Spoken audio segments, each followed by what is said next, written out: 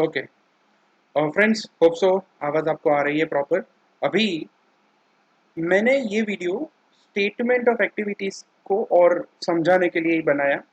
ये नोट्स मैंने आपको पहले लिखवाए हैं, आपके पास ना हो तो ज़रूर वापस से लिख लीजिएगा, I don't worry about that. But importantly उसको ब्रीफ करूँ तो रेवेन्यू एक्सपेंस, एक्चुअली ये पीएनएल अकाउंट है। स्टेटमेंट ऑफ एक्टिविटीज का मतलब profit and loss account. Revenue होती है। अब रेवेन्यू क्या होता है, इनकम कहाँ कहाँ से मिलता है। ऐसे प्रकार के जो ऑर्गेनाइजेशन होते हैं एनएफपीओ, उनको मिलता है इनकम दो तरीके से। डोनेशन का इनकम मिलता है और सर्विसेज दे के इनकम मिलता है। जैसे कि एक प्राइवेट चैरिटी ऑर्गेनाइजेशन का हॉस्पिटल है, तो वो लोगों उनको पेशेंट को पेशेंट फी भी मिलता है, डोनेशन भी मिलता है, ये सब काम होता है।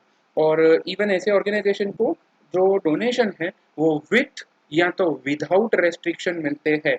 जनरल डोनेशन, जैसे कि डोनेशन देने वाले ने बोला कि ये पैसे रखो बस बात खत्म, लेकिन कई बार जो डोनेशन है वो कंडीशन होते हैं। कंडीशनल डोनेशन किसको बोलेंगे? कंडीशनल डोनेशन जो है उसमें मेनली कोई टाइम या तो कोई पर्पस का रेस्ट्रिक्शन हो सकता है। अच्छा, ये सब चीज़ें हम आने वाले चैप्टर में ज़रूर सीखेंगे। लेकिन वो दो प्रकार के डोनेशन, तो रेवेन्यू के दो पार्ट हो सकते हैं। ओके, फिर एक्सपेंस जो है, एक बात जो ध्यान रखने जैसी है वो है ये, एक्सपेंस हमेशा हमेशा और हमेशा जो खर्चा करती है ऐसी ऑर्गेनाइजेशंस, उनका एक्सपेंस हमेशा विदाउट रेस्ट्रिक्शन होता है। अच्छा, इसका मतलब विदाउट रेस्ट्रिक्शन, कोई रोक टोक नहीं है। देखो बता दूं, उनको खर्चा कितना करना है, कैसे करते होते हैं, उस पर कोई रेस्ट्रिक्शन लगा नहीं सकता है। डोनेशन देने वाला व्यक्ति जब डोनेशन दे रहा था, जो कि हमारे ऑर्गेनाइजेशन एनएफपीओ के लिए एक इनकम है, वो डोनेशन विथ विदाउट रेस्ट्रिक्शन हो सकता है। लेकिन वो डोनर कभी भी खर्चे के ऊपर रेस्ट्रिक्शन नहीं डाल सकता है कि भाई तुमको इतना ही खर्चा कर देने का, इतने से ज़्यादा तुम खर्चा नहीं कर पाओगे। उसका डोनेशन का पैसा जहाँ खर्च होना है वो नक्की कर सकता है, लेकिन उसके अलावा कितना खर्च होना है कभी वो व्यक्ति नक्की नहीं करता, ये मैनेजमेंट नक्की करता है। तो ये एक बात ध्यान रखेंगे।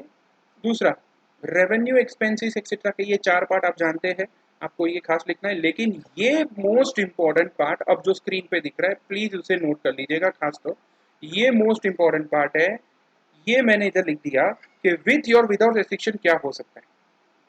एक बात ध्यान रखना, कोई भी एक्सपेंस है कभी भी विथ रेस्ट्रिक्शन नहीं होता है। बस ये मुझे आपको बताना था। अलग अलग प्रकार की चार रेवेन्यू, विथ और विदाउट सब कुछ रेस्ट्रिक्शन हो सकती है, एक्सपेंस नहीं हो सकते। फंक्शन, देखो भाई एक्सपेंस के प्रकार, एक्सपेंस कौन से प्रकार के होते हैं? एक तो प्रोग्राम सर्विस, एक सपोर्ट सर्विस। सपोर्ट में दो पार्ट है, management support, fund raising expense. Management general admin etcetera सब आ गया। फंड रेजिंग में ध्यान रखना, लोन लेते समय का पैसा, लोन लेने के लिए डॉक्यूमेंटेशन चार्ज है, प्रोसेसिंग चार्ज है, ये सब भी इसमें कवर हो जाता है। Be very clear about that. And net asset which is released from restriction, program हमने सेटिस्फाई कर दिया रेस्ट्रिक्शन खत्म होने पर।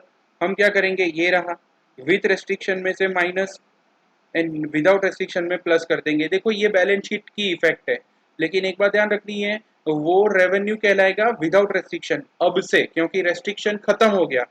जो पर्पस के लिए पैसा आया था वो यूटिलाइज कर चुके, तो अब से वो हमारा खुद का ही रेवेन्यू बन के कहलाएगा। ओके, ये जो है टाइम रेस्ट्रिक्शन, असेट रेस्ट्रिक्शन, ये सभी चीज आने वाले चैप्टर में है। Be very clear about that, इतना पॉइंट हमने लिख दिया है। एंड नेट प्रॉफिट और लॉस मिलेगा। इसके बाद कैश फ्लो है, वो मैंने अगले वीडियो में रिकॉर्ड किया हुआ है। Till then you continue.